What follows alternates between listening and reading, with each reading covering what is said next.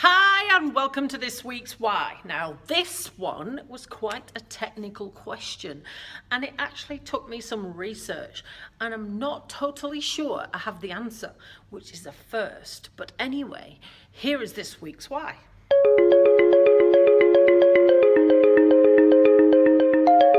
So the question is, why do I have muscle numbness and is it connected to my muscle tightness and cramps?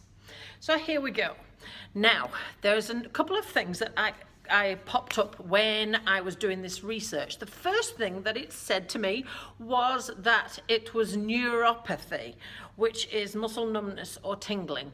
Now, what that actually is nerves that send the pain signals to the brain are damaged. And what normally comes with it is weakness or muscle loss or twitches or that sort of thing. Now, if you want to go a bit more technical, there is femoral neuropathy, and that is damage to the femoral nerve, and that could be connected to a tumour, an abscess, a hemorrhage, that sort of thing. But like I say, with neuropathy, that muscle numbness and tingling usually comes with pain, cramps, and muscle wastage, so muscle loss, so loss of power in that muscle. So that's one thing that I found. And with that usually comes pain. So if you've got the numbness and the tingling and you've got all of those other symptoms and pain, it could well be that. The second thing that came up was something called Bernhardt Roth syndrome. Now, here is its technical name as well, but it was quite similar, but slightly different. So it was also muscle numbness and pain and the outer thigh. Now, what that was usually due to, it said, was injury to the nerve. And what normally comes with this one is pain and a burning sort of sensation.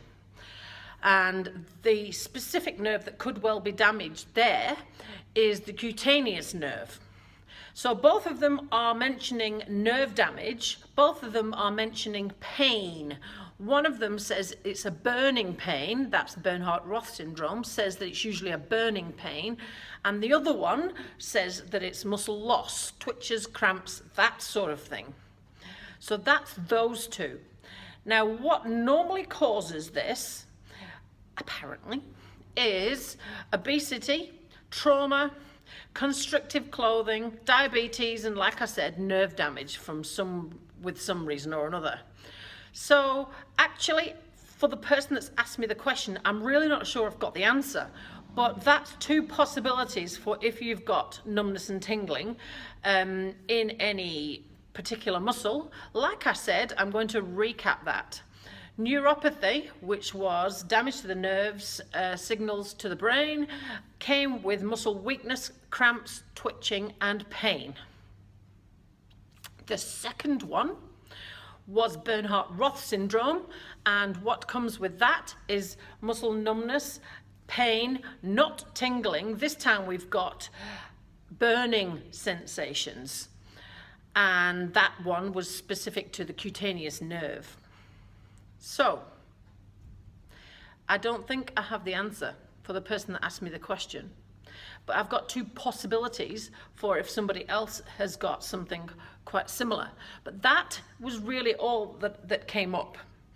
So I'm actually wondering whether the numbness is actually not connected to the muscle tightness, because that actual thing didn't come up anywhere when I tried to connect the two. The numbness and the tight muscles didn't seem to be connected anywhere that I could find, and I've looked on Google Scholar and all sorts of places. But that's not to say that it isn't, because I'm not a doctor. Like I say, I'm just trying my best to answer this from the information and the research that I can find on the internet. So if you are a doctor or a medical professional of some sort and you've got an answer for this, then we would love to hear from you, because I'm not sure that I have. So the question was somebody that's got muscle tightness and numbness and tingling. Not sure she's got tingling, actually.